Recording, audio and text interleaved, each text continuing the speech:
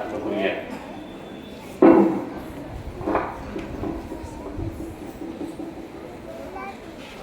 இந்த நிகழ்ச்சியினுடைய தலைமையும் பள்ளியினுடைய தலைமை ஆசிரியருமான மரியாதைக்குரிய அருள் சகோதரி அவர்களே, இந்த நிகழ்ச்சியிலே கலந்து கொண்டிருக்கின்ற பல்வேறு நிகழ்ச்சிகளை நடத்தி சமுதாயத்திற்கு என்ன தேவை என்பதை தங்களுடைய மௌன மொழிகளாலேயே உணர்த்தி இருக்கின்ற நிகழ்ச்சி பங்கேற்பாளர்களே, அவர்களை பயிற்றுவித்த வணக்கத்திற்கும் போற்றுதலுக்கும் பெருமைக்கு உரிய ஆசிரியர் பெருமக்களே, இந்த நிகழ்ச்சியிலே கலந்து கொண்டிருக்கின்ற பெற்றோர்களே, அன்புக்குரிய மாணவிகளே, உங்கள் அனைவருக்கும் முதற்கண் என்னுடைய பணிவான வணக்கத்தை தெரிவித்துக் கொள்கிறேன். உண்மையிலேயே நான் இந்த நிகழ்ச்சிக்கு வந்த பொழுது எப்பொழுது போது சம்பிரதாயமாக எங்கேயுமே எடுத்துக்கொள்ளப் போடுகின்ற ஒரு உறுதிமொழி போல் ஒரு உறுதிமொழியை எடுத்துக்கொள்ளப் போகிறார்கள். மத நல்லிணக்கத்திற்கு நாமும் போய் சேர்ந்து அவர்களோடு நாமும் ஒரு உறுதிமொழி எடுத்துக்கொண்டு வந்துவிடலாம் என்று தான் நினைத்தேன். உண்மையிலே எங்களுடைய நிகழ்ச்சியினுடைய அமைப்பும் போக்கும் அப்படித்தான் இருக்கும் என்று நினைத்தேன். ஆனால் உண்மையிலேயே இந்த நிகழ்ச்சி எல்லாருக்கும் ஒரு மன உறுத்தலோடு, இன்னும் சொல்ல போனால் மன மேம்பாட்டிற்கு சான்றான ஒரு நிகழ்ச்சியாக அமைத்து தந்தவர்களுக்கும் உண்மையிலேயே நான் நன்றி தெரிவிக்க கடமைப்பட்டிருக்கிறேன். இந்த பள்ளியை கடந்து செல்கின்ற பொழுதெல்லாம் எப்பொழுதும் என்னுடைய மனதிலே ஒரு ஒன்று உருவாகும்.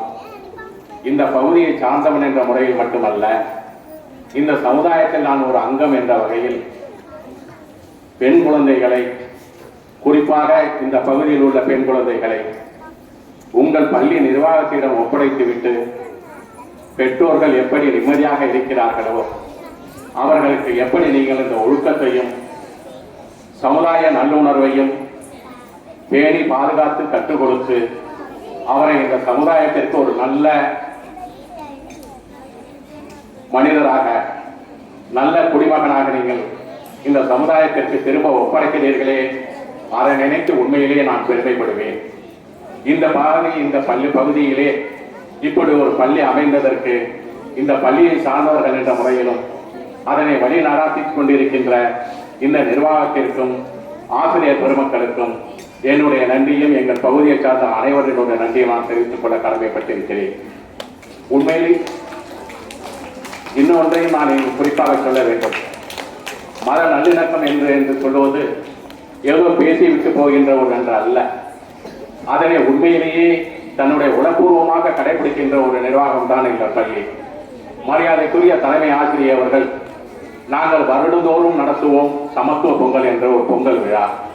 அந்த பொங்கல் விழாவிலே சிறப்பு பேச்சாளராக இந்த தமிழனுடைய மாண்பையும் பொங்கல் விழாவினுடைய நோக்கத்தையும் மிக அழகாக தன்னுடைய கவிதை தமிழில் பேசக்கூடிய ஆற்றல் மிக்கவர் தான், பேசிக் கொண்டிருப்பவர் தான் இந்த பள்ளியினுடைய தலைமை ஆசிரியர்.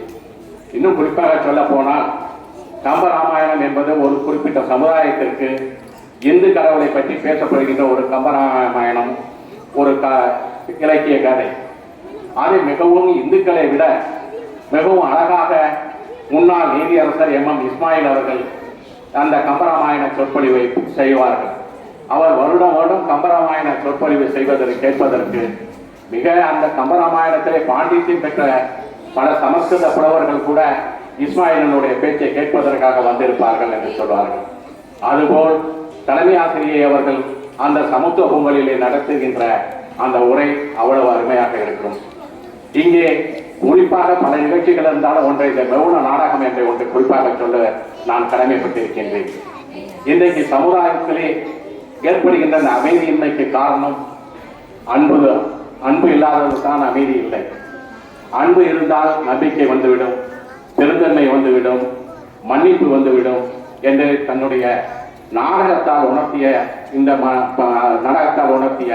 அந்த மாணவிகளுக்கும் அதனை பயிற்றுவித்த ஆசிரியர்களுக்கும் என்னுடைய நன்றியை தெரிவிக்க கடமைப்பட்டிருக்கின்றேன். உண்மையிலேயே இந்த வாய்ப்பை எனக்கு ஏற்படுத்தி கொடுத்த இந்த நிர்வாகத்திற்கு எனக்கு நன்றி தெரிவித்து மத நல்லிணக்கம் ஓங்க வேண்டும். அதற்கு நீங்களெல்லாம் உறுதுணையாக இருக்க வேண்டும்.